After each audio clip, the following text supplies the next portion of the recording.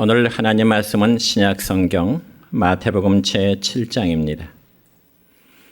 마태복음 제7장 21절부터 27절에 있는 말씀까지 제가 봉독해 드립니다. 나더러 주여 주여 하는 자마다 다 천국에 들어갈 것이 아니요 다만 하늘에 계신 내 아버지의 뜻대로 행하는 자라야 들어가리라. 그날에 많은 사람이 나더러 이르되 주여 주여 우리가 주의 이름으로 선지자 노릇하며 주의 이름으로 귀신을 쫓아내며 주의 이름으로 많은 권능을 행하지 아니하였나이까 하리니 그때 내가 그들에게 밝히 말하되 내가 너희를 도무지 알지 못하니 불법을 행하는 자들아 내게서 떠나가라 하리라.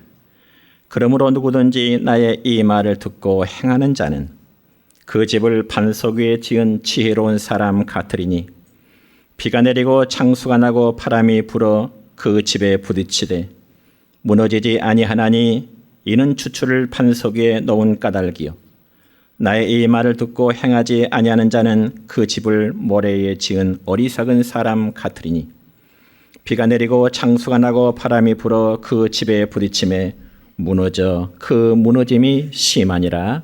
아멘. 사랑과 축복의 메시지 나눕니다. 사랑하고 축복합니다. 사랑하고 축복합니다. 감사합니다. 무더위 때문에 그런지 축복의 메시지가 매우 약하신 것 같네요. 다시 한번 사랑하고 축복합니다. 그 정도로 나야죠. 감사합니다. 오늘은 신약성경 마태복음 7장 21절부터 27절에 있는 말씀을 중심해서 믿음 위에 자신을 세우라는 제목으로 말씀을 선포하고자 합니다. 여러분, 우리가 쓰는 말 가운데 물밑 작업이라는 말이 있습니다. 이 물밑 작업이라는 말은 어떤 일이 은밀하게 이루어지는 상태를 비유적으로 하는 말입니다. 여러분, 실제로 깊은 바다 위로 다리를 건설한다고 할 때 튼튼한 다리를 만들기 위해서는 먼저 물밑 작업부터 일이 진행되어지는 것입니다.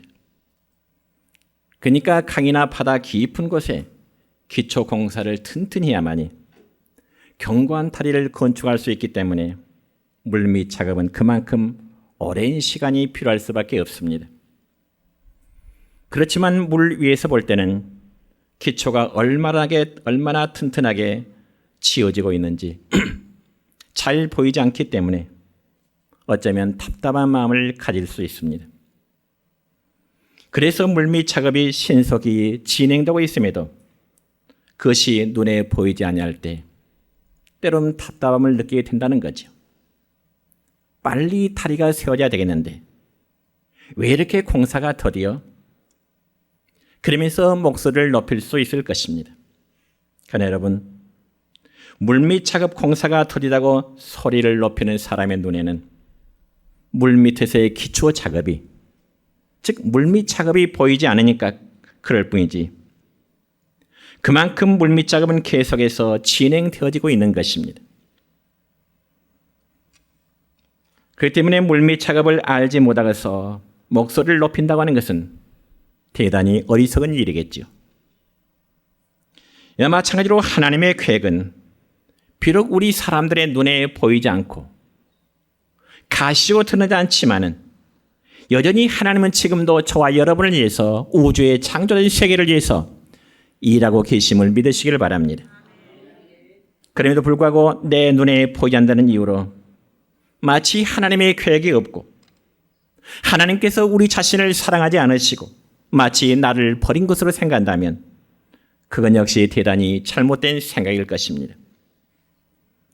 물론 하나님이 일하시는 물밑 작업이 너무 오랫동안 이루어지지 않고 있어서 때로는 기다림 속에 포기하는 그런 경우도 없지 않아 있을 것입니다. 그러나 여러분, 성경에 보면 하나님께서는 모세를 통해서 당신의 계획이 이루어지기까지, 실행되기까지 무려 그 세월이 80년이라는 그 세월이 흐르게 되었습니다. 물론 그렇다고 해서 80년 동안 하나님은 침묵하셔서 아무런 일도 하지 않으심이 아니고 모세가 하고자 하는 일에 대해서 튼튼한 기초를 세우고 계셨다는 사실입니다. 그렇기 때문에 우리는 내 삶의 자리에서 하나님의 계획이 나를 통한, 여러분의 가정을 통한 그 하나님의 뜻이 빨리 진행되지 않는다 할지라도 우리의 믿음 안에서 참고 인내할 줄 알아야 되는 것입니다. 그리고 하나님을 원망하고 불평하는 것이 아니라 하나님께서 우리 각자의 삶을 더욱 튼튼하고 아름답게 세워가기 위해서 여러분 지금 이 순간 하나님은 일하고 계신다는 사실을 여러분 믿으시기 바랍니다. 여러분 다시 한번 반복하여 말씀드린다면 우리를 향하신 하나님의 계획은 비록 우리 눈에 보이지 않고 우리의 느낌으로 볼 때 틀릴지라도 분명히 하나님은 지금도 이루어 간다는 사실입니다. 그렇다면 이제 우리 각자는 세상에 사는 동안에 무엇보다도 우리 각자의 믿음을 잘 지어야 되는데 그렇게 해서는 과연 어떻게 해야 될까? 첫째로 입으로 시인하는 믿음에 자신을 세워가야 되는 것입니다. 우리 사랑하는 성도 여러분이 우리 각자의 믿음은 바로 입으로 시인하는 데부터 시작된다고 해도 과언은 아닙니다. 그러면 과연 우리가 입으로 시인하는 우리 각자의 신앙 고백은 무엇일까요? 그건 바로 우리가 모든 예배를 시작할 때마다 가장 먼저 하는 사도신경, 그게 바로 사도들의 입에서 나오는 고백이요, 우리 각자가 믿는 하나 낱낱이 우리 모두의 신앙 고백이 되는 것입니다. 그래서 여러분 사도신경의 신앙 고백은 우리가 믿는 바의 그 하나님 과연 어떠한 하나님이시고 또 예수님의 성육신과 예수님의 고난당하심과 예수님의 죽으심 그리고 예수님의 이제 부활과 승천 재림에 관한 내용과 장차 우리 성도들이 하나님의 나라에서 영원히 누리게 될 영원한 삶에 대한 그런 내용이 신앙 고백입니다. 그러므로 사도신경의 내용을 다시금 정리하자면 사도신경 고백에는 성부, 성자, 성령 하나님에 대한 고백과 거룩한 공교에 대한 고백 그리고 성도 자신이 죄의 사함을 받고 영생을 누릴 것임에 대한 고백의 내용이 우리가 예배 때마다 고백하는 사도신경의 고백이 되는 것입니다. 그럼 여러분 사도신경의 한마디 한마디의 내용을 여러분이 정말 그대로 믿고 고백한다면 과거에 우리가 하나님을 부인하고 남을 비난하고 거짓을 말하며 세속적인 말로 충만한 사람이 예수님을 구주로 고백하는 순간 그 이유는 서서히 삶의 변화가 나타나게 되는 것입니다. 그렇지만 반대로 올바른 신앙 고백을 하지 않으면 절대로 우리 각자의 삶의 변화는 이루어지지가 않습니다. 그러면 과연 믿음으로 인한 변화의 역사는 어떻게 나타날까요? 그건 바로 하나님을 경외하는 말을 하게 되고 감사하는 말을 하게 되고요, 찬양하는 입술이 되고요, 영광 돌리는 그 고백들을 우리의 입을 통해서 하게 되는 것입니다. 여러분 우리의 입을 통하여 내뱉는 말은 마치 바다에서 항해하는 배의 키와도 같습니다. 여러분 배의 키가 방향을 조정하여 목적지로 인도하듯이 우리가 하나 앞에서 믿음의 말과 그리고 불신앙의 말은 전혀 다른 결과를 맞게 되는 것입니다. 여러분 신약성경 로마서 10장 9절부터 10절까지의 말씀을 볼까요? 시작. 내가 만일 내 입으로 예수를 주로 시인하며 또 하나님께서 그를 죽은 자 가운데서 살리신 것을 내 마음에 믿으면 구원을 받으리라. 아멘. 그렇습니다. 말씀 한 군데 더 보지요. 로마서 10장 13절의 말씀입니다. 시작. 누구든지 주의 이름을 부르는 자는 구원을 얻으리라. 아멘.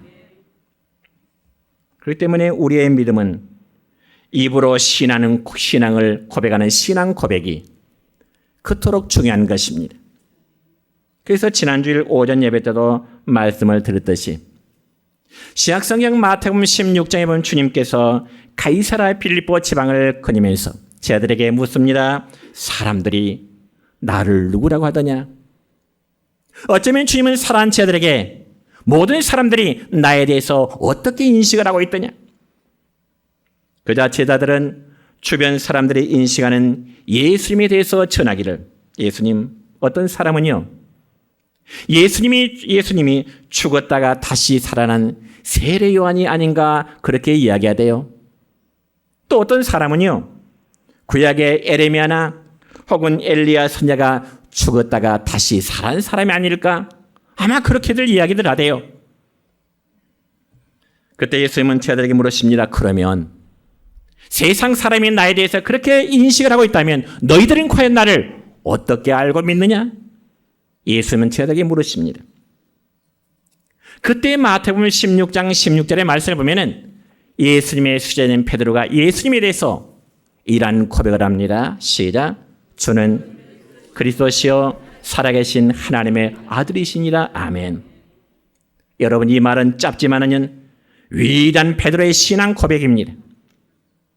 그러면서 예수님은 베드로의 신앙의 고백을 받으신 후에 너에게 복이 있다.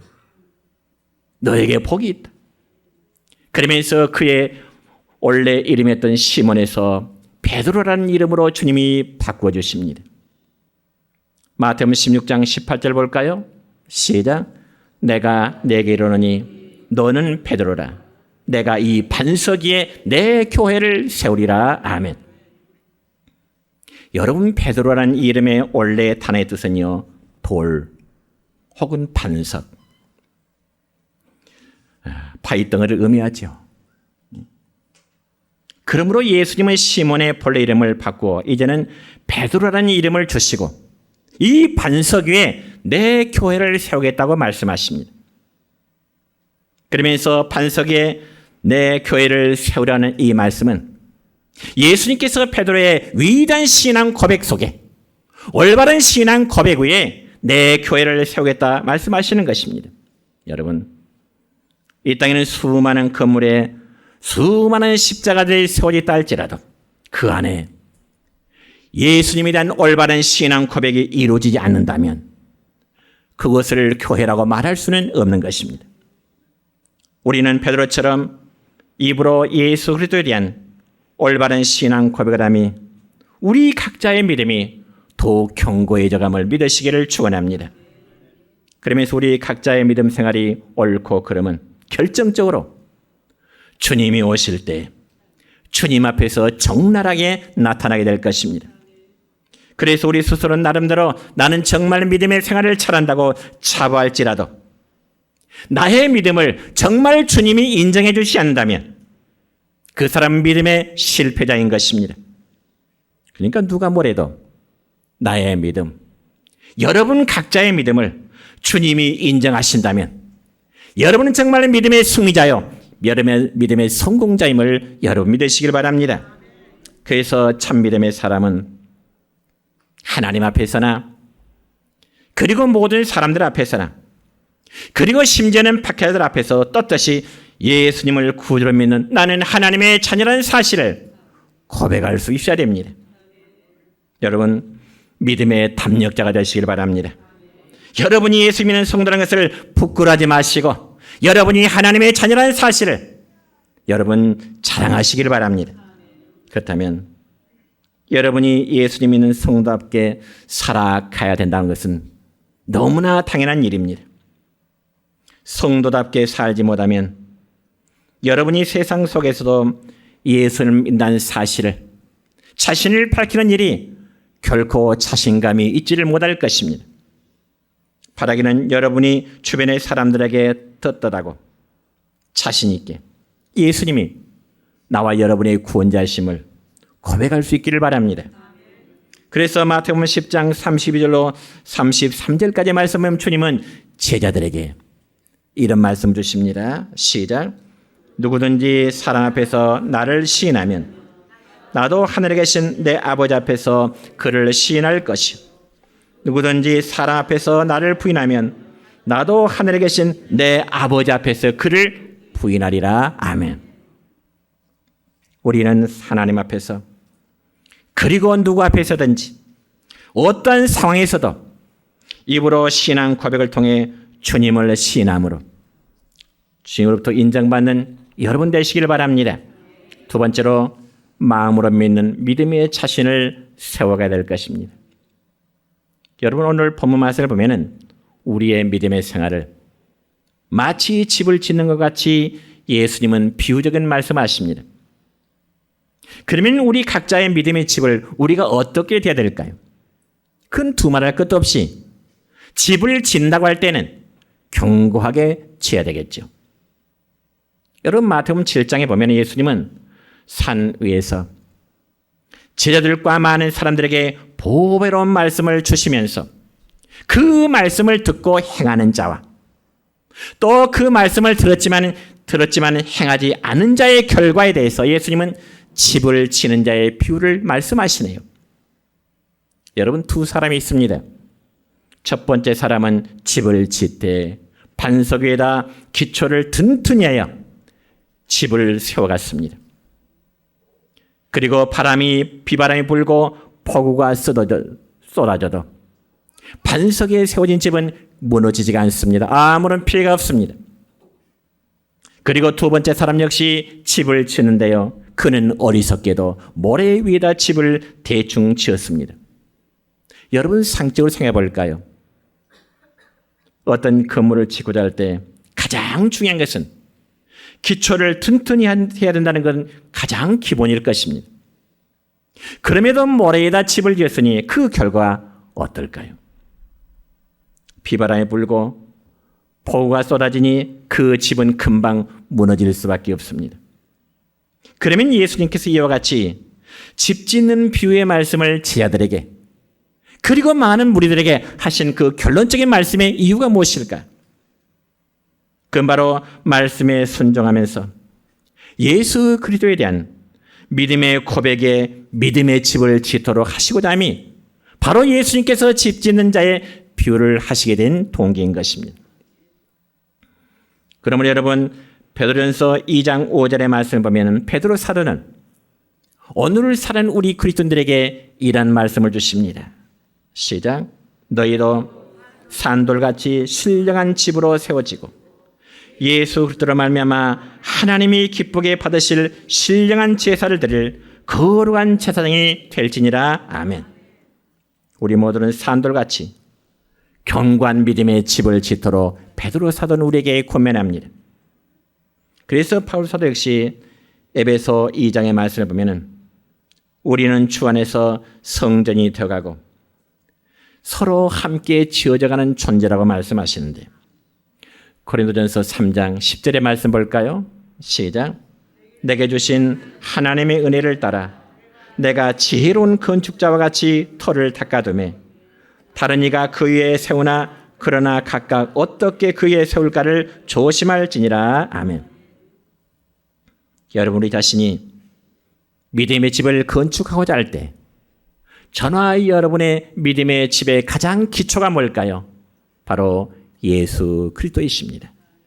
다시 말씀드려서 우리가 사도신경으로 신앙을 고백했듯이 예수 그리스도는 성령으로 잉태하셨고 그분은 우리를 대신해서 고난을 받으시고 그 다음에 십자가에 죽으시고 다시금 부활하심으로 그러한 주님에 대한 고백이 우리 각자의 믿음을 지어가는 가장 기초가 된다는 사실입니다.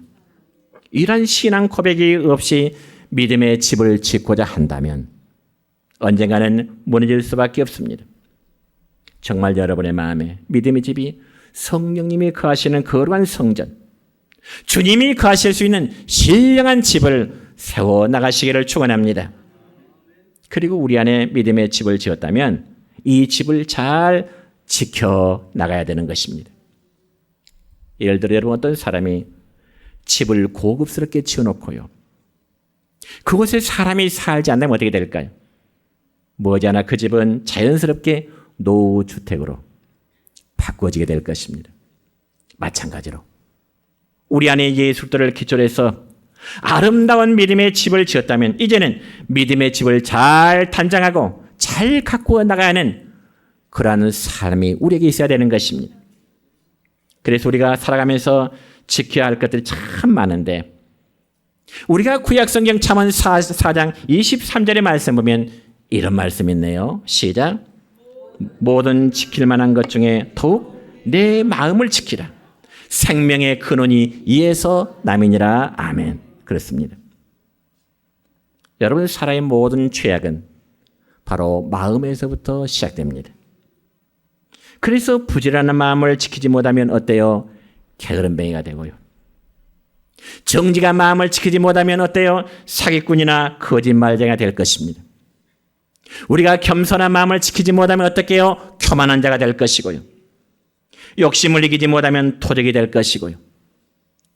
육체적인 정욕을 이기지 못하면 간음의 죄를 짓게 될 것입니다. 뿐만 아니라 마음의 죄와 더러운 것들로 가득 차 있으면 그것 때문에 더러운 자가 되고요. 그 마음 때문에 하나님의 심판을 받게 될 것입니다. 그럼 우리 성도는 마음의 더러움을 철저히 회개하고요. 성령의 생각으로 채우고요. 세속에 물들지 않는 여러분의 믿음의 집을 잘 지켜나가시기를 축원합니다. 그럼 우리가 어떻게 마음을 지킬 수 있을까? 우리의 마음을. 도덕이나 그리고 수양이나 어떤 교양을 통해서 우리가 우리의 마음을 지켜나갈 수 있을까요? 아니요. 오직 하나님께 맡길 때만 가능할 것입니다. 왜냐하면 우리의 마음을 주님께 드리고 하나님의 도우심을 구해야 하기 때문에 그렇습니다. 그래서 우리의 마음을 하나님이 다스려 하는 것보다 더 안전한 것은 없을 것입니다. 왜? 이것이 바로 자기를 지키는 것이기 때문에 그렇습니다. 그 다음에 우리는 우리의 영혼을 잘 지켜나가야 됩니다. 특별히 세상 사람들은 자신의 재물을 잘 지켜가면서도 천하보다 귀한 영혼과 생명은 잘 지키지 않으려고 하죠. 그러나 주님은 마태복음 16장 26절에서 우리에게 주시는 말씀이 있습니다. 시작.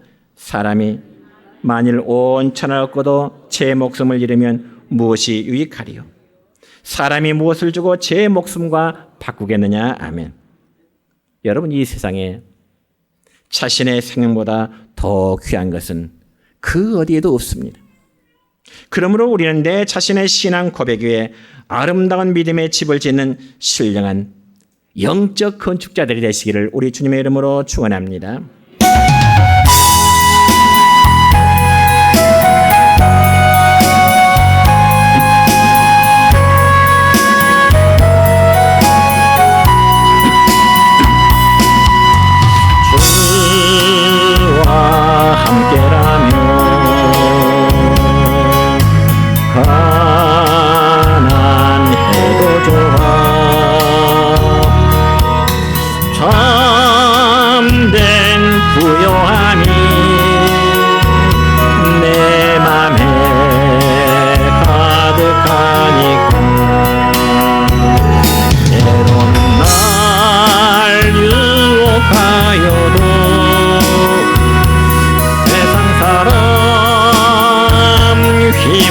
저와도 나는 결코 잊을 수 없어.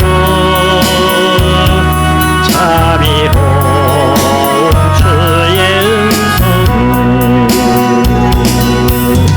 주와 함께라면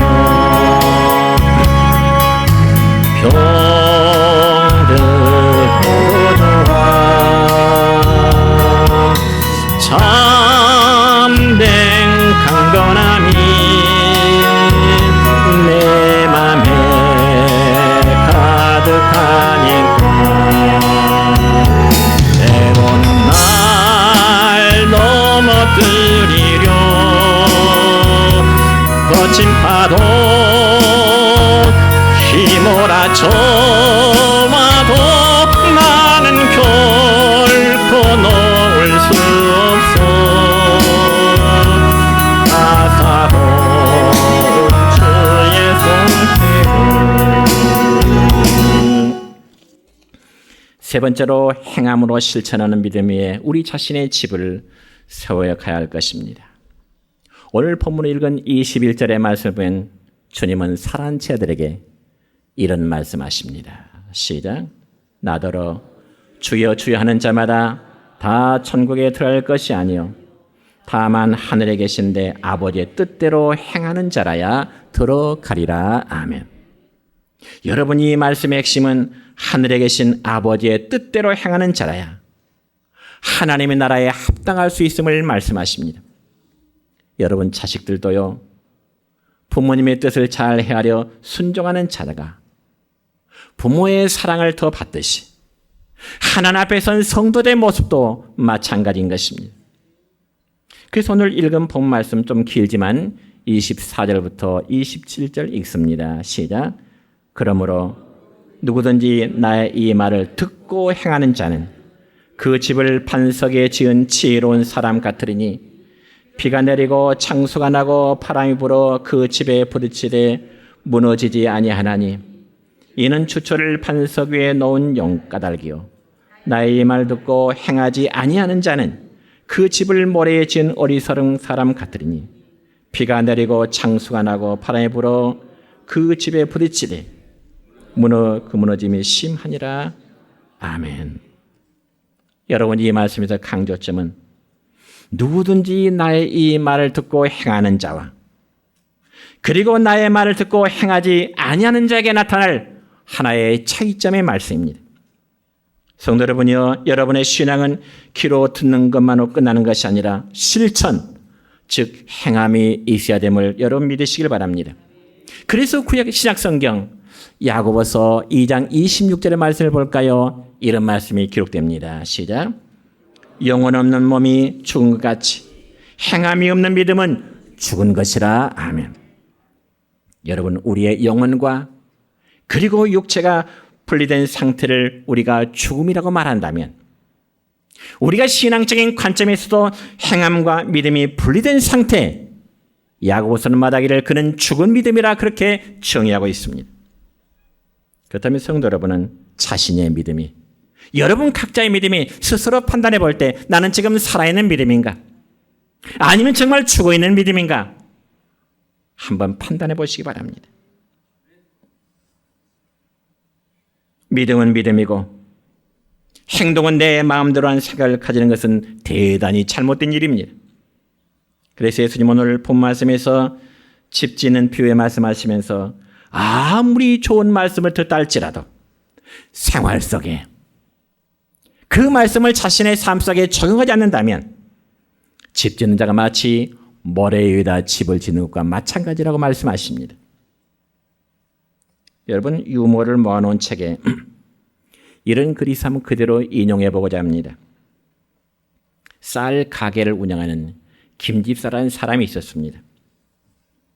그런데 그 김집사님은 아내에게 말하기를 오늘 당신이 고기를 사려면 박신의 정육점으로 가지 말고 다른 정육점으로 가서 고기를 사오세요. 남편이 아내에게 그렇게 말합니다. 그저 아내는 깜짝 놀란 표정으로 남편에게 다시 말하지요. 아니에요. 박씨는 우리 집 단골이잖아요. 쌀집에. 그런데 그 집에서 고기를 사지 말라니 두 분이 싸웠어요? 아내가 남편에게 묻습니다. 그래도 남편의 반응은 싸운 게 아니고 아무튼 오늘은 그 집에서 고기를 사지 말라고요. 퉁명스럽게 말합니다. 그저 아내가 또 받아서 말하지요. 아니에요.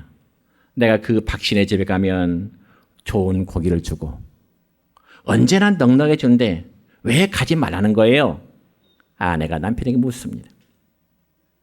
그 대변은 남편이 정말 더 짜증을 내면서 아니 가지 말라면 가지 말아요 좀. 얼만 가지 말라고.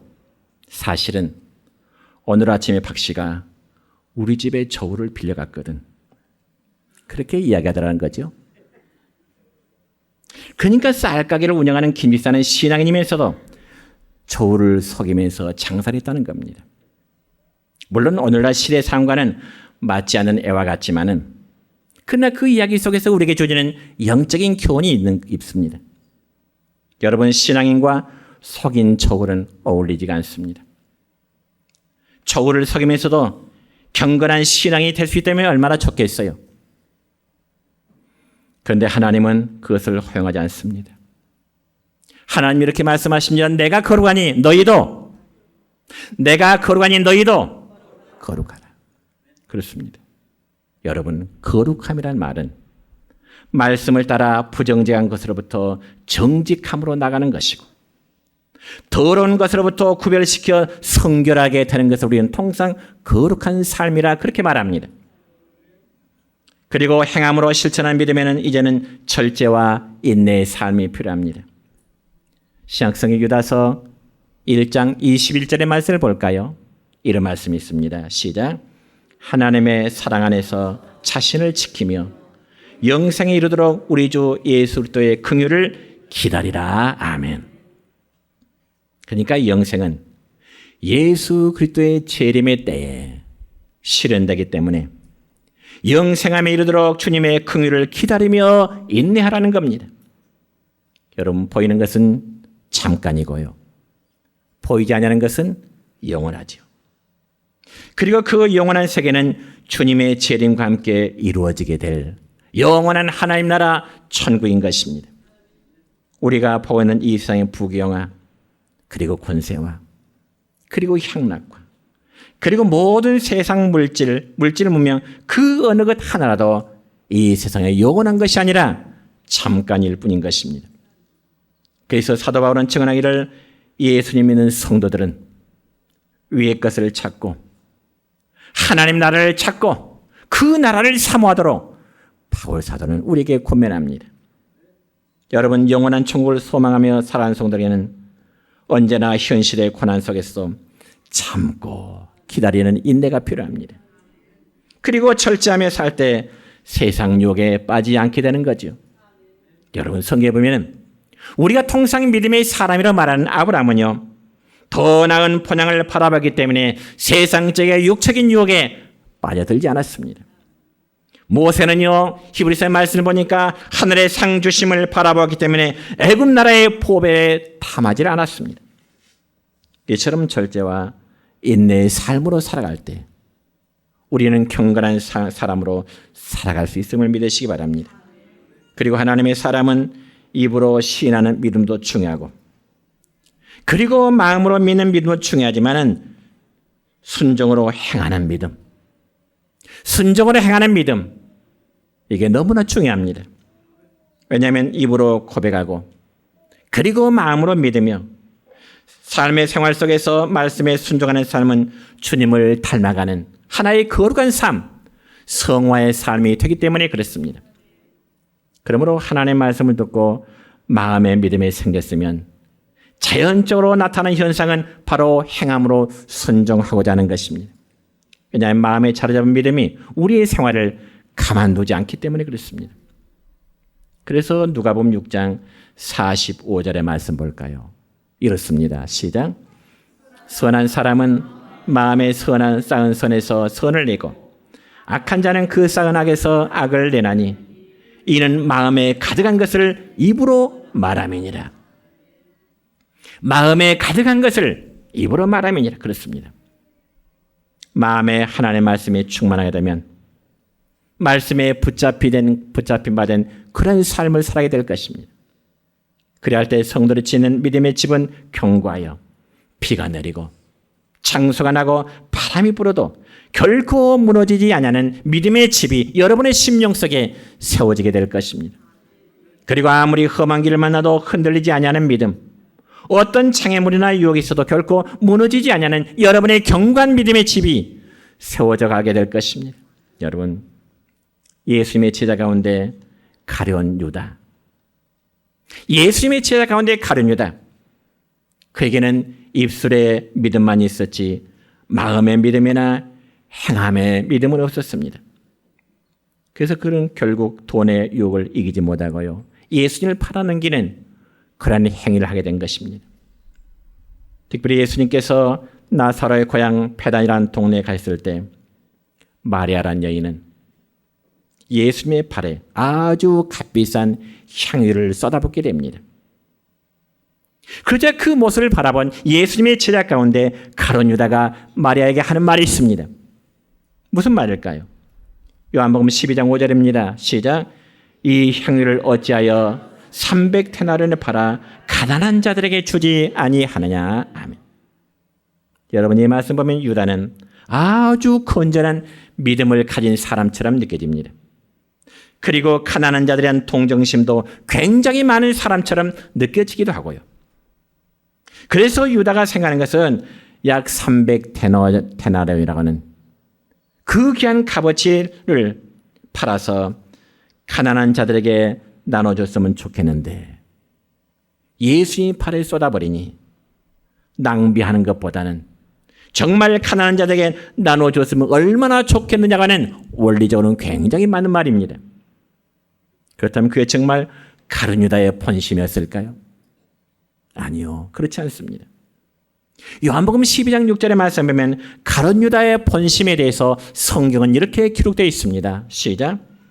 이렇게 말하면 가난한 자들을 생각함이 아니요 그는 도둑이라 돈꾀를 맞고 거기 넣는 것을 훔쳐 가미러라. 아멘.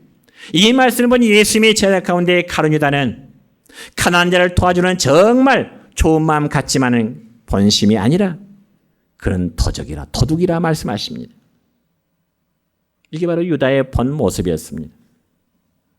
한때는 예수님의 12제자 속에 포함돼서 정말 경건한 지혜처럼 보였고 가난한 사람을 긍휼히 여길 줄 아는 것처럼 보였지만 사실은 가룟 유다는 도둑이라는 말씀이죠. 그러니 한마디로 행함이 전혀 따르지 않는 죽은 믿음의 소유자였던 것입니다. 그래서 야고보 사도는 행함이 없는 믿음은 무슨 믿음이라고요? 행함이 따르지 않는 믿음은 무슨 믿음이라고요? 죽은 믿음이라고요. 물론 성도가 행함으로 구원을 받는 것은 절대 아닙니다. 그러나 믿음으로 구원받은 성도라면 자연스럽게 어때요? 행함이 따라야 되는 겁니다. 그래서 우리 각자가 올바른 신앙 고백 위에 믿음의 집을 견고히 짐으로 어떤 환경의 변화 속에서도 하나님이 인정하신 바 되는 믿음의 삶으로 살아가시기를 주님의 이름으로 축원합니다.